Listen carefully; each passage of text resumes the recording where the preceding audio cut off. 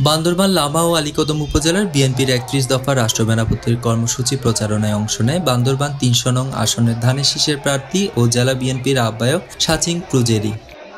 গত শনিবার ১৫ নভেম্বর সকালে লামা উপজেলার আজিজনগর ইউনিয়নের পথসভা ও গণসংযোগের মাধ্যমে শুরু হয় এই কর্মসূচি। এরপর ফাইতং ও ফাঁসিয়াখালী ইউনিয়ন, লামা উপজেলা সদর আলীকদম চৈখং ইউনিয়ন, আলীকদম উপজেলা সদর গজালিয়া ও সরই ইউনিয়নে পথসভা ও ব্যাপক গণসংযোগ করেন ধানের শীষের প্রার্থীরা।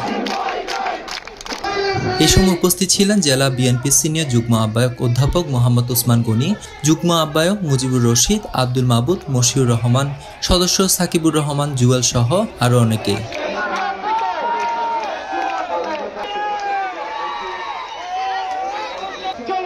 News desk, Chatga TV.